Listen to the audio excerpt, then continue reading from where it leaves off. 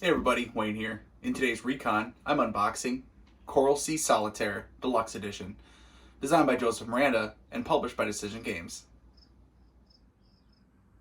All right, Coral Sea Solitaire Deluxe Edition. This is one I've been waiting for a while. So I voted for it when it was on one of Decision Games' online surveys, pledged for it as soon as available, and just arrived as of the filming of this maybe a few days ago. And I cannot wait to dive in. So I know it is based on a magazine war game from World at War number 10, I believe.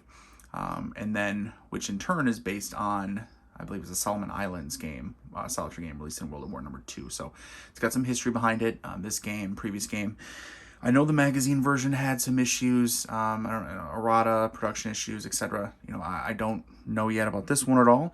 I haven't played the magazine one, and we're going to go ahead and give this one a fair shake as is without prejudging based on any prior games. So, Coral Sea Solitaire. Oh, baby. Love the cover here. Thick, heavy game. It's going to have nice counters, mounted map board. It is a deluxe edition with Decision Games. They've been releasing their games in deluxe versions with mounted maps. Very nice. So, here you can see everything. And, of course, we're going to open up in a minute and take a look at it.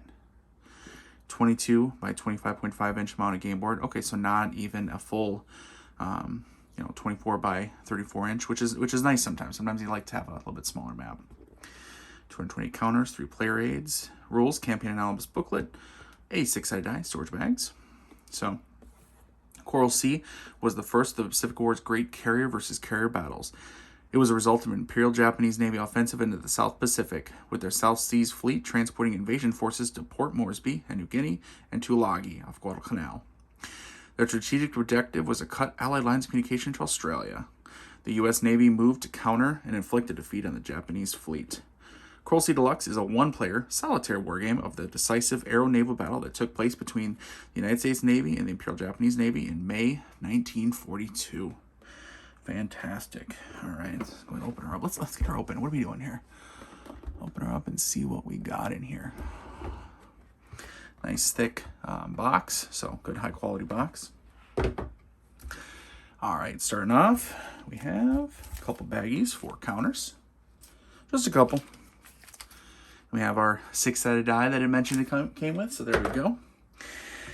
Rule book here, and this is going to be, as you can see, in color on the inside as well. I believe the rules, so the whole book here is 32 pages, as you can see, but I believe only half are actually rules. I did glance through a PDF of them, so just kind of double check that. Yep, so up to 16, page 16. So you get 16 pages of actual rules. There's an ad for Midway Solitaire, which I have played and covered on my channel. Check that one out. Check out those videos. And then you start getting into the history, and getting to information of the actual battle, strategy. So, hey, if you know all about it, right, you're an expert on it, you can skip this part. But if you want to read up, maybe get yourself in the mood. A lot of times that's what I like to do, is I like to read these types of things, refresh my memory, and also just get me in the mood for a certain game, right? Get me in the mood of that time period. So start seeing the information all in color here. So, okay. So the actual rules themselves, again, with my recons, my unboxings, we're not trying to learn the game from them. We're just looking over everything, giving my initial thoughts, right? Just a recon here.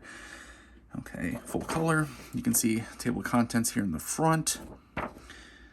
Page numbers, optionals. Actually looks like up through 14 pages, and then optional rules are the last couple. Again, in color, you can see the different unit types are explained. A sample ship unit, so it's telling you, what the different numbers and icons mean. Look through a little bit. Sequence of play, example. We got three columns here on each page.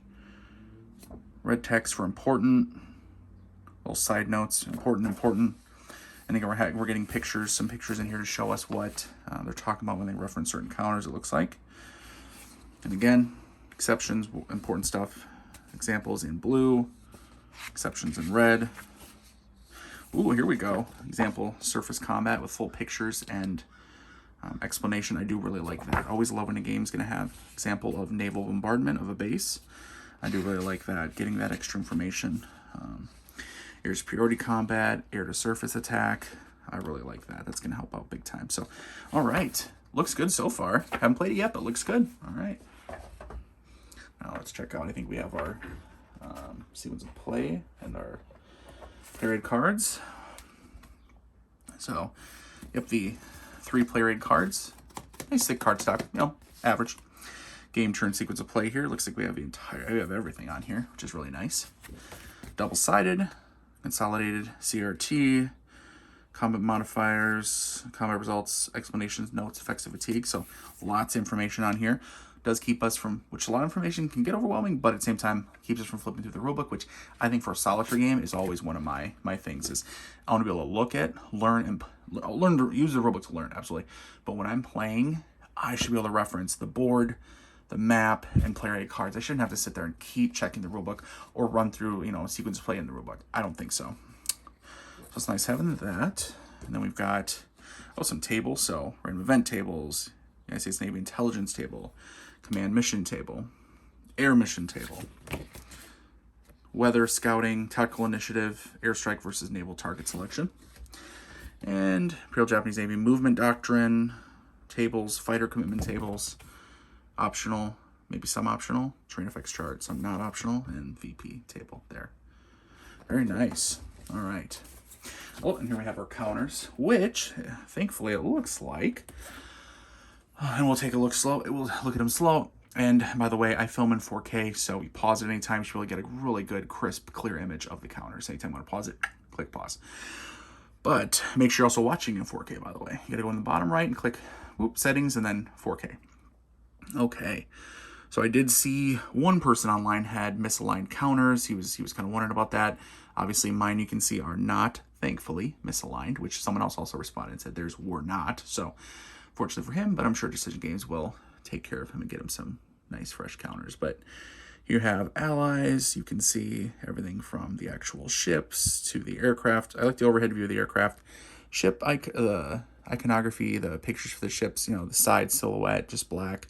A little boring, but the numbers on there are clear, right? So we get the white numbers on there, clear and easy to read. Here we have the forces of Japan. Everything's very clear, very easy to read. Oh, some dummy counters, no doubt helps with the solitaire. And again, the aircraft. The aircraft looked the best, I think. Look at that. I really like the aircraft on here for both of Japanese and Allied. Allied naval, Allied land-based. And same thing with Japanese naval, Japanese land-based. Damage markers here. And double-sided, so for the things that need to be on the back. And that was decent thickness counters. Let's see how they punch. Okay, they're going to punch real nice. I may, based on their size, so punching easy enough. Now I'm just got to put a finger through, come right out of there. Let's kind of take a look at them a little closer here. Yeah, based on kind of their size, and they are good thickness, but they are a smaller size overall. What was it, 5/8? Can I see them here? Yeah, I'll probably clip the corners on these. That's myself though, right? I got a little corner rounder. That's what I like to do. You probably don't need to though. Looks like they're punching out fairly easily. I may not actually have to, because there's not really much for little rabbit ears, little things on there, a little tough. So I'm actually be pretty good here. So, all right, those are the counters. Now let's look at this map board here. Oh, look at that. Beautiful mounted map, of course. Gotta love deluxe edition games, huh? Nice wrapped one. See, so high quality here. Let's get her wide open here. Get her all the way out. Yep. So you're getting the map that is going to be, you know, the height, right? When you're sitting at the bottom, the height of a traditional map, right? You know, that 24-ish inch. But, because what was it? This one is 22 by 25.5. So you're getting what, you know, just a little bit longer, 25, and then the 22 up. So very nice and clean. A little bit of a back.